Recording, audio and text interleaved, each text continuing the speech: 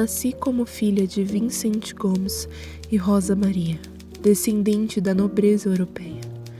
Ainda quando era adolescente, tive um filho com um pai sumido, tornando-me desonrada perante a difícil e trágica sociedade. Ana Jance foi filha de Vicente Gomes de Lemos Albuquerque e Rosa Maria Jance Muller, que por sua vez era filha de um comerciante holandês falido. Foi uma rica proprietária de terras e imóveis e ativista política e dos movimentos sociais. Descendente da nobreza europeia, sua família se instalou no Brasil, na cidade de São Luís, capital do estado do Maranhão e Grão-Pará, após a independência província do Maranhão. Ainda adolescente, teve um filho de pai desconhecido no registro, tornando-se duplamente desonrada por não ser mais virgem e por ser mãe solteira, sendo expulsa de casa pelo pai com um filho recém-nascido. Após passar por grandes dificuldades, conheci e tornei-me a amante por muitos anos do rico coronel Isidoro Rodrigues. Ele sustentou-me, deu-me uma casa e uma vida digna para criar meu filho. Mesmo sobre essas circunstâncias, continuei a sofrer o preconceito que, com o tempo, deve sumir. Após um tempo de grandes dificuldades, conhece e torna-se amante por muitos anos do rico coronel Isidoro Rodrigues Pereira, pertencendo à família mais rica da época.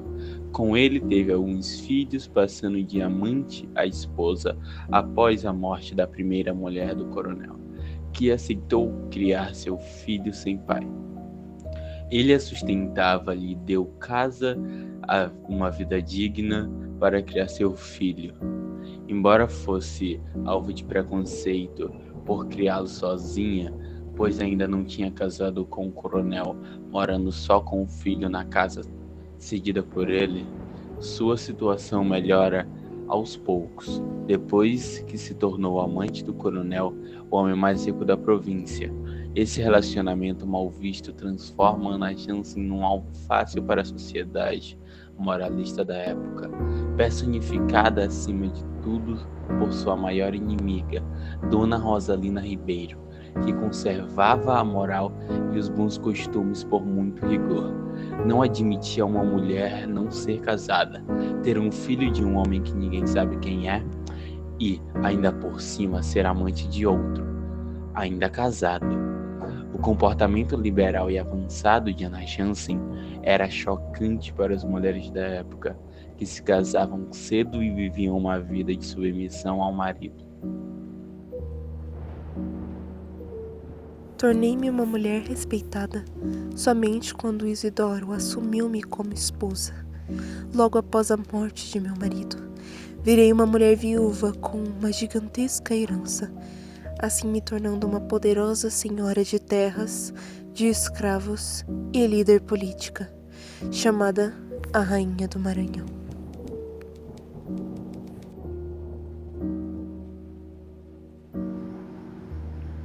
Isidoro assumiu oficialmente a relação com Ana depois da morte de sua esposa, Dona Vicência.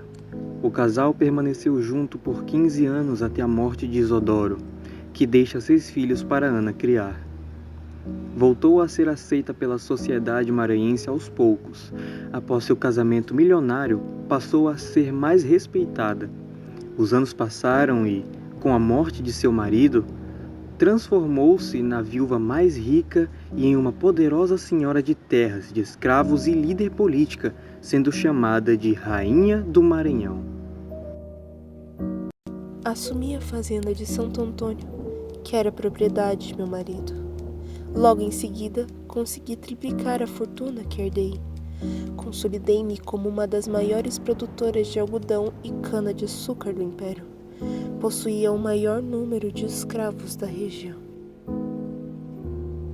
Após a morte de Isidoro, assumiu a fazenda Santo Antônio, que era propriedade do seu falecido marido, onde conseguiu triplicar a fortuna herdada. Se consolidou como uma das maiores produtoras de algodão e cana-de-açúcar do Império, além de possuir o maior número de escravos da região. Cobrava pela distribuição de água na cidade, sendo que já havia serviços mais modernos. Em uma tentativa de se implantar um sistema de distribuição de água, Ana Jansen tanto fez que levou ao sistema à falência.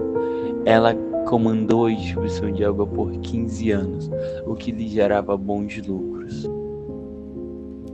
Transformei o dinheiro que tinha em poder, reativando o esfacelado Partido Liberal Bem-TV, passando a comandá-lo. Mantive forte rivalidade política com o comendador Meirelles, que era líder do Partido Conservador.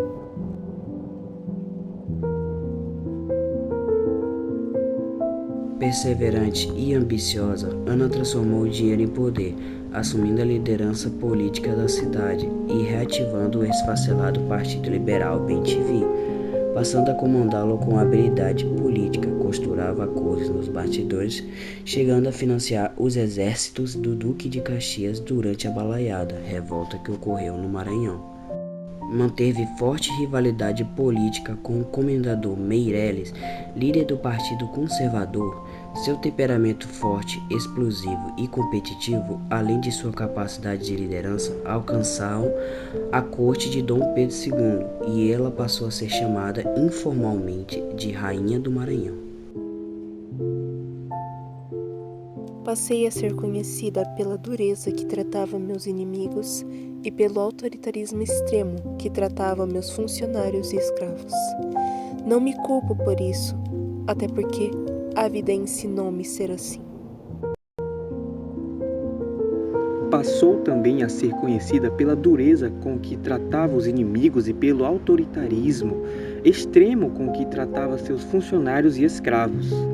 Era a voz corrente entre seus opositores de que não tinha piedade de quem atrapalhasse seus planos e açoitava os negros que não obedeciam, mutilando-os. Embora seja consenso histórico de que Ana Jansen fosse realmente cruel com seus escravos, de acordo com o historiador Rodrigo do Norte, muitos dos relatos seriam exagerados, de modo que ela não os maltrataria mais do que a média dos escravagistas de sua época. Requeria ao imperador o título de baronesa de Santo Antônio, porém foi negado. Desejo saber o porquê, mas a resposta nunca veio a meus ouvidos. Ana Jansen requereu ao imperador o título de baronesa de Santo Antônio, em razão da localidade onde tinha sua principal fazenda, diante de suas posses e influência política. No entanto, o título foi negado. Anos após a morte de Isidoro, tive um amante, o desembargador Francisco Vieira de Melo, com quem tive mais 4 filhos. Não vi problemas em ter um amante.